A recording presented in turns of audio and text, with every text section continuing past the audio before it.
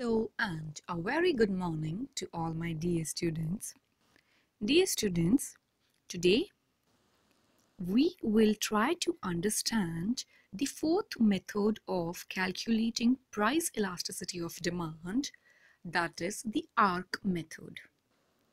बच्चों, आज हम मांग की कीमत लोच गणना का चौथे मेथड या चौथी विधि के बारे में हम पढ़ेंगे, जिसे हम आर्क इलास्टिसिटी मेथड कहते हैं. Arc method is the fourth method of calculating elasticity of demand. As we have already discussed about the previous three methods in detail in our last videos, now we'll try to find out the formula and the approach of arc elasticity method. We have studied the measurement of elasticity at a point on a demand curve. देखो बच्चों, हमने इसके पूर्व मांग की कीमत लोच को ज्ञात करने की बिंदु विधि पढ़ी थी और हमने ज्ञात करने का एक फॉर्मूला भी देखा और डायग्रामेटिकली भी उसे समझा. But when elasticity is measured between two points on the same demand curve, it is known as arc elasticity. लेकिन जब मांग की कीमत लोच किसी मांग वक्र के दो बिंदुओं के बीच में मापी जाए, तो ऐसे मांग की लोच को ज्ञात करने के लिए हमें आर्क मेथड की सहायता लेनी पड़ती है. In the words of Professor Baumol, arc elasticity is a measure of the average responsiveness to price change exhibited by a demand curve over some finite stretch of the curve. देखो, सरल भाषा में या सरल रूप में अगर हम इसे परिभाषित करने का प्रयत्न करें तो हम ये कहेंगे कि आर्क इलास्टिसिटी एक ऐसा माप है या एक ऐसा तरीका है जो औसत प्रतिक्रिया को मापता है.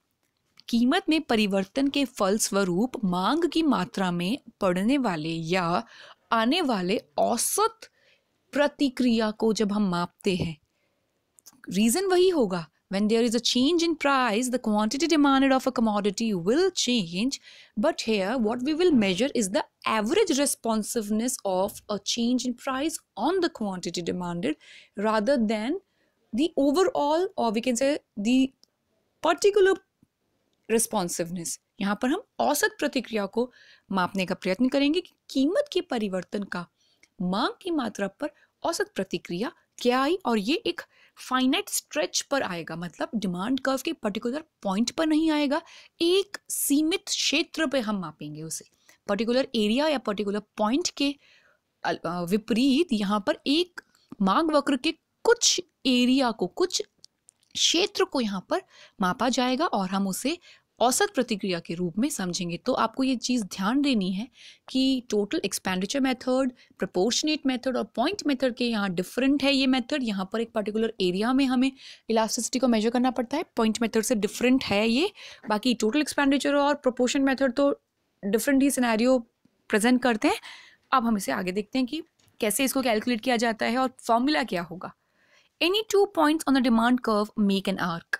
अब ये भी ध्यान देने की बात है कि what is an arc. Arc demand curve है, लीनियर नहीं है. Suppose it is a non linear demand curve and any between two points, या हम कहें by joining two points on a curved demand curve और a non linear demand curve, we will get an arc. हमें एक arc मिलेगी और उस सीमित क्षेत्र पर जब हम इलास्टिसिटी को मेजर करेंगे तो वो औसत प्रतिक्रिया के रूप में परिलक्षित होगी और उसे हम औसत प्रतिक्रिया या एवरेज रिस्पॉन्सिवनेस के रूप में पढ़ेंगे. The area between P and M on the demand curve DD in figure 11.4 is an arc which measures elasticity over a certain range of price and quantities. अब यहाँ पर एक डिमांड कर्व है, एक मांग वक्र है. आप ध्यान से देखिए, DD एक मांग वक्र है. एक्स अक्षांश पर हमने मात्रा को लिया है और वाई अक्षांश पर हमने यहाँ पर कीमत को दर्शाया है. P से लेकर M जो बिंदु हैं दो, उन दोनों बिंदुओं के बीच में एक आर्क है जो कि एक पर्टिकुलर रेंज पर, एक पर्टिकुलर क्षेत्र या सीमा तक कीमत और मांग की मात्रा में होने वाले परिवर्तनों को मापती है। ठीक है, तो यहाँ पर एक particular range of changes in price and quantity demanded are expressed है, उसी चीज को हमें देखना है। On any 2 points of a demand curve the elasticity coefficients are likely to be different depending upon the method of computation. ठीक है, ये पॉइंट भी सही है कि दोनों जो पॉइंट्स हैं P और M, उन दोनों बिंदुओं पर मांग की कीमत लोच के जो गुणांक हैं, जो कोफिशिएंट्स हैं, वो डिफरेंट वैल्यू के हो सकते हैं और वो कंप्यूट करने पर भी वैल्यू डिफरेंट डिफरेंट आएगी उनकी। तो हम पॉइंट मेथड से नहीं इसको प्रूव कर सकते, because we are measuring a particular area, range of area we are covering here rather than a particular point. So let us all try to find out how we can calculate the arc elasticity. Why there is a need of arc method? Now here comes a point of understanding, or we can say a point of thought which which gives rise to the need of formulating this method. Why this method has evolved? ये क्यों आया ऐसा method? तो उसके लिए हमें देखना पड़ेगा आर्क मेथड क्या है। Consider the price quantity combinations P and M as given in table. Suppose P बिंदु पर कीमत है 8 और मात्रा थी 10, ओके, और M बिंदु पर कीमत थी 6 और मात्रा हुई 12। वही यहाँ पर दर्शाई गई।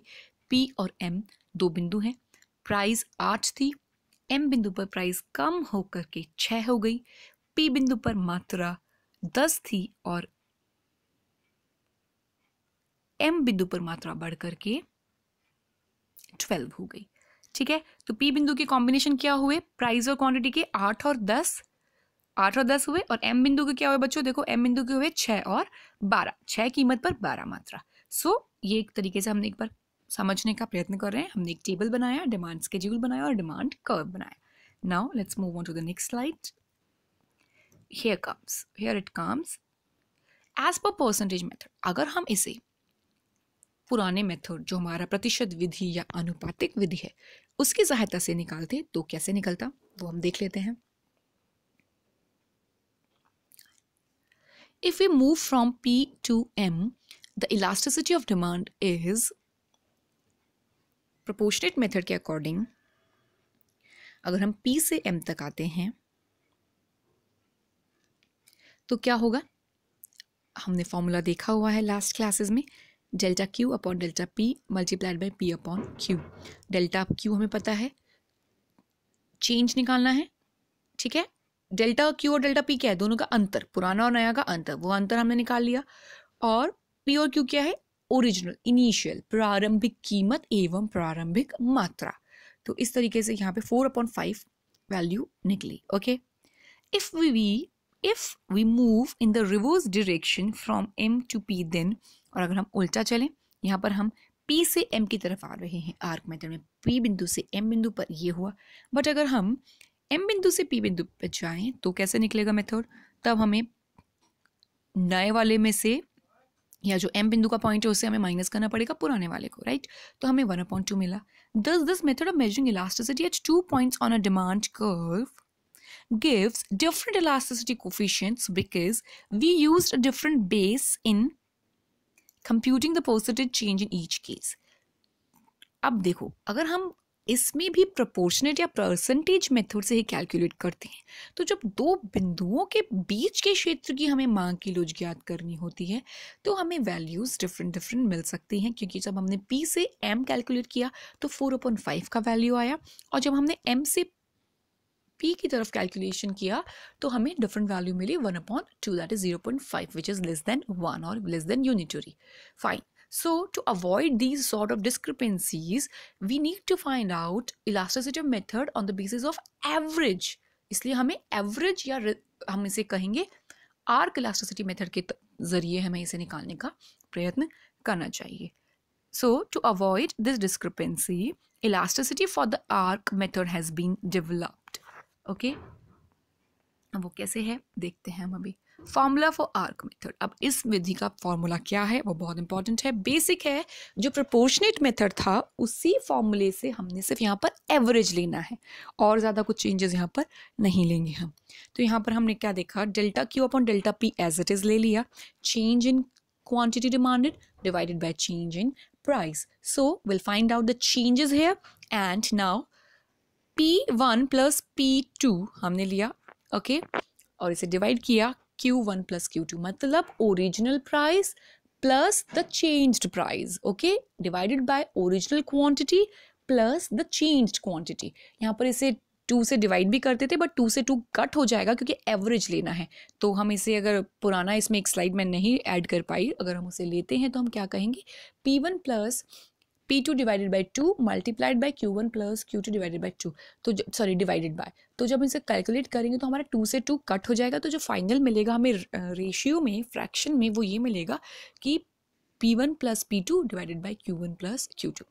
वहाँ पर P1 ओरिजिनल प्राइस है, P2 न्यू प्राइस है, Q1 ओरिजिनल क्वांटिटी डिमांडेड है, Q2 न्यू क्वांटिटी डिमांडेड है, और डेल्टा Q और डेल्टा P हमारा change in quantity demanded and change in price already है.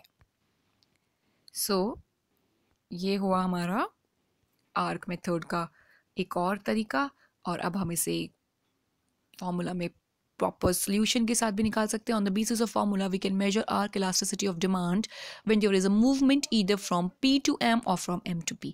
हम इसमें दोनों तरीके से कैलकुलेट कर सकते हैं. From P to M HP, P1 8 है, Q1 10 है, दोनों प्राइसेस ले ली, P1 P2 अब Q2 भी ले लिया, चेंजेस भी ले लिया.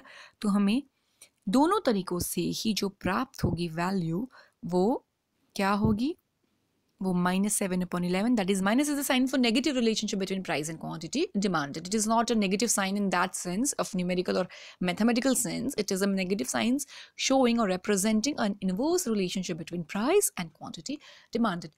So while using the arc method, we'll get the same answer by moving from point P to M, or either from P to M or from M to B. Okay, so this is a more, I would say, comprehensive method of calculating arc elasticity rather than the proportionate method. So यहाँ पर हम दोनों prices का average लेंगे, दोनों prices को जोड़ेंगे, दोनों प्राइसेस को भी और दोनों क्वांटिटी को भी. बहुत इजी है, नॉर्मल फार्मूला है, वही फार्मूला है, बट यहाँ पर दोनों प्राइसेस ले लीजिए, डिवाइड कर दीजिए दोनों क्वांटिटी से, और बाकी वहाँ साइड में फार्मूला तो वो सेम रहेगा ही, delta Q upon delta P. आपको देखिए, इस पूरे को आप सॉल्व करके देखना और आपको आंसर वही मिलेगा दोनों केसेस में. Thus, whether we move from M to P or P to M on the arc PM of the demand curve DD, the formula for arc elasticity of demand gives the same numerical value. So, this is a very comprehensive method of calculation of price elasticity of demand on an particular arc. तो इस arc के हिसाब से हम इसे calculate कर सकते हैं, और आर्क मेथड बहुत ही इंपॉर्टेंट है और आप इसको एग्जामिनेशन पॉइंट ऑफ व्यू से भी सीरियसली लीजिए. फॉर्मूला याद कीजिए, इंपॉर्टेंट फॉर्मूला है, और सोल्यूशन निकालना भी आना चाहिए. डेफिनेशन बहुत इंपॉर्टेंट है, डेफिनेशन भी आप ये वाली प्रॉपरली याद कीजिए. This is the definition, proper definition याद कीजिए, और डायग्राम बनाना सीखिए, और एक टेबल और डायग्राम के साथ एक्सप्लेन कीजिएगा. और इसे एक्सप्लेन करने की ज़रूरत नहीं है, परसेंटेज मेथड वाले लूप होल को वो हमें पता होना चाहिए, सिर्फ उस तरीके से हमने इसको लिया है. और यहाँ पर हमने एक नया फार्मूला, बहुत इंपॉर्टेंट फार्मूला, इस स्लाइड को आप ध्यान से अच्छे से फार्मूले को याद कर लेना ताकि आपका एग्जाम में ये क्वेश्चन सही और प्रॉपरली सॉल्व हो जाए. Thank you so much for listening to this video. So this was all about your price elasticity of demand. Thank you so much.